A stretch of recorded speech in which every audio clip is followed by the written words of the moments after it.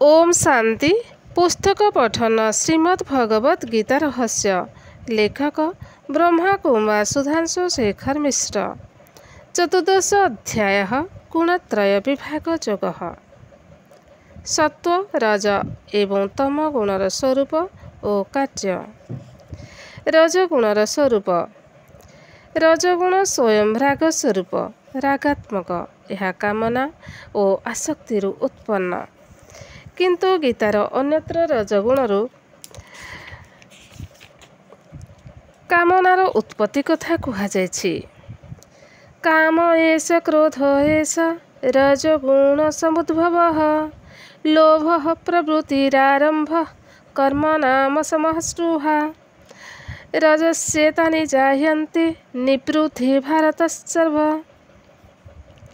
सूक्ष्म भावरे विचार कले एही उभय कथारे परस्पर मध्यरे कौनसी विरोधाभास नाही। कामना और आसक्ति रजगुण वृद्धि हेबा एवं रजगुणरू कामना और आसक्ति बढ़िबा ए दुई कथा मध्यरे परस्पर बीज और वृक्ष परि अन्योन्याश्रय संबंध रहिछि। बीजरू वृक्ष जात हुए एवं सेथिरु पुनश्च बीज उत्पन्न हुए।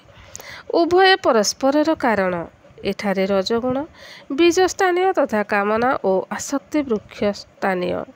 तेणु रजगुणरू कामनादीर एवं कामनादीरू रजगुणर उत्पत्ति बोली गीतार भिन्न भिन्न स्थान रे जहा कुहाଯାଇଛି ताहा बीज वृक्ष न्याय प्रासंगिक मने हुए।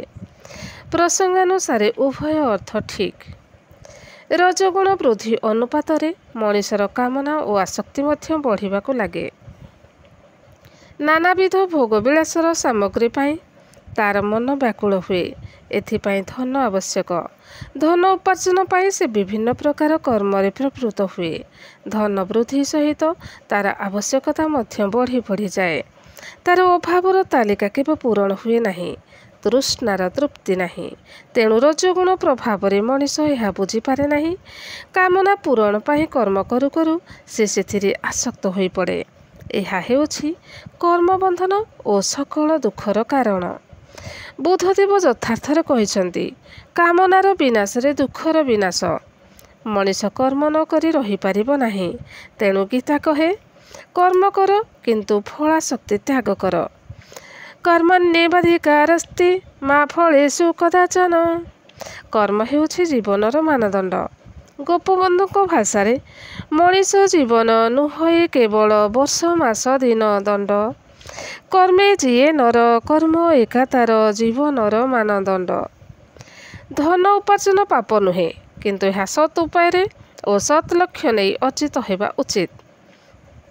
ବର୍ତ୍ତମାନ ସମୟାନୁସାରେ ଜୀବନଯାପନ ପାଇଁ ପ୍ରତି ପଦକ୍ଷେପରେ ଧନର ଆବଶ୍ୟକତା ପଡ଼ୁଛି।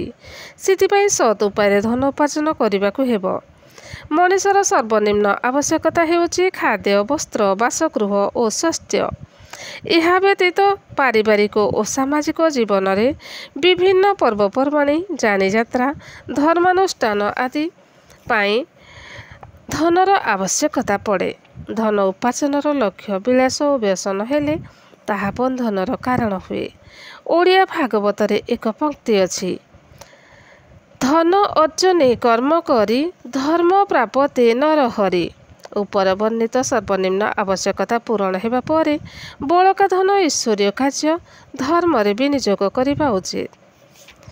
ରଜ ତମ ଗୁଣର ସ୍ୱରୂପ। ଏହା ଅଜ୍ଞାନତାରୁ ଜାତ। ପ୍ରମାଦ ମୋହ ତମସ୍ୟ ଭବତୋ ଅଜ୍ଞାନମେବ ଚ। ଉଭୟ ଅଜ୍ଞାନତା ଓ ତମ ଗୁଣ ଅନ୍ଧକାରର ଦ୍ୟୋତକ। ଅନ୍ଧକାରରେ ମଣିଷ ଠିକ୍ ରାସ୍ତା ବାରିପାରେ ନାହିଁ। ତମ ଗୁଣ ପ୍ରଭାବରେ ସେ ଜ୍ଞାନହୀନ ହୋଇପଡ଼େ।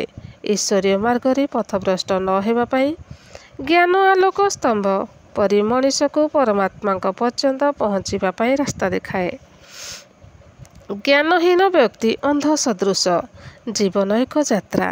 ଏହାର ଲକ୍ଷ୍ୟ ହେଉଛି ନାରାୟଣତ୍ୱ ପ୍ରାପ୍ତି। ଏଥିପାଇଁ ପରମାତ୍ମାଙ୍କ ପାଖରେ ପହଞ୍ଚିବା ଆବଶ୍ୟକ। କାରଣ ସେ ନରରୁ ନାରାୟଣ ସୃଷ୍ଟି ପାଇଁ ସକ୍ଷମ। ମଣିଷର ଜ୍ଞାନ ଚକ୍ଷୁରେ ପରଳ ପଡ଼ିଗଲେ ସେ ଜୀବନ ଯାତ୍ରାରେ ପଥବଣା ହୋଇଯାଏ। ତମ ଗୁଣର ପ୍ରାଦୁର୍ଭାବରୁ ସେ ଦେହାଭିମାନୀ ହୋଇପଡ଼େ। ଦେହ ଅଭିମାନ କାମ କ୍ରୋଧ ଲୋଭ ମୋହ ଅହଙ୍କାର ଈର୍ଷା ଦ୍ୱେଷ ଆଦି ମନୋବିକାର ଗୁଡ଼ିକର ଜନକ। ସମସ୍ତ ମାନସିକ ରୋଗ ଓ ମନଦୈହିକ ବ୍ୟାଧିର କାରଣ ହେଉଛି ଏହି ତମଗୁଣ। ସତ୍ୱଗୁଣରେ ସୁଖାସକ୍ତି ଓ ଜ୍ଞାନାସକ୍ତି ଏବଂ ରଜଗୁଣରେ କର୍ମାସକ୍ତି ବନ୍ଧନର କାରଣ ଅଟେ। କିନ୍ତୁ ତମଗୁଣ ସ୍ୱୟଂ ବନ୍ଧନକାରକ, ତେଣୁ ଏହା ହେଉଛି ସବୁଠାରୁ ନିକୃଷ୍ଟ। ତମଗୁଣ ପ୍ରମାଦ ନିଦ୍ରାର ପ୍ରେରକ। ଏହି ତିନୋଟି ସମସ୍ତ ଦେହଧାରୀ ମଣିଷକୁ ବନ୍ଧନରେ ପକାନ୍ତି। ପ୍ରମାଦବଶତଃ ମଣିଷ ନିଜ କର୍ତ୍ତବ୍ୟ କର୍ମ କରେ ନାହିଁ ଏବଂ ଅକର୍ତ୍ତବ୍ୟ କର୍ମଗୁଡ଼ିକ ବିନା ଦ୍ୱିଧାରେ କରେ। ହିଂସା କରିବା, ଆତଙ୍କ ସୃଷ୍ଟି କରିବା, ଅସାମାଜିକ ଓ ଅନୈତିକକୁ କର୍ମରେ ଲିପ୍ତ ରହିବା, ଅଭକ୍ଷ୍ୟ ଭକ୍ଷଣ କରିବା, ବିନା କାରଣରେ ଅନ୍ୟମାନଙ୍କୁ କଷ୍ଟ ଦେବା, ପରସ୍ୟ ଅପହରଣ କରିବା, ଭ୍ରଷ୍ଟାଚାର କରିବା, ମାଦକ ଦ୍ରବ୍ୟ ସେବନ କରିବା ଆଦି ପ୍ରମାଦଗ୍ରସ୍ତ ବ୍ୟକ୍ତିର ପ୍ରଧାନ କାରଣ। ବ୍ୟକ୍ତିତ୍ୱର ବିକାଶ ବା ଲୋକ କଲ୍ୟାଣ କାର୍ଯ୍ୟରେ ସଫଳତା ପ୍ରାପ୍ତିର ପ୍ରଧାନ ଅନ୍ତରାୟ ହେଉଛି ଆଳସ୍ୟ। ତମଗୁଣ ଆଳସ୍ୟ ରୂପେ ତାର ମୋହିନୀ ଶକ୍ତିର ପରିପ୍ରକାଶ କରେ। ସମୟାନୁବର୍ତ୍ତିତାର ଅଭାବରେ ଅଳସୁଆ ବ୍ୟକ୍ତି କୌଣସି କାମ ଠିକ୍ ସମୟରେ ସମ୍ପାଦନ କରି ନ ପାରି ଅନେକ କ୍ଷତି ସହେ। ସେ ବ୍ୟର୍ଥରେ ଶୋଇ ରହିବାକୁ ସୁଖ ପାଏ। ଅନାବଶ୍ୟକ ନିଦ୍ରା ମଧ୍ୟ ଏକ ବିକାର। ଏହା ଆସୁରୀ ପ୍ରବୃତ୍ତିର ଲକ୍ଷଣ। ତେଣୁ ଅଧିକ ଶୋଇବା ଲୋକଙ୍କୁ କୁମ୍ଭକର୍ଣ୍ଣ ବୋଲି ଆକ୍ଷେପ କରାଯାଏ। କ୍ରମଶଃ ଓମ୍ ଶାନ୍ତି।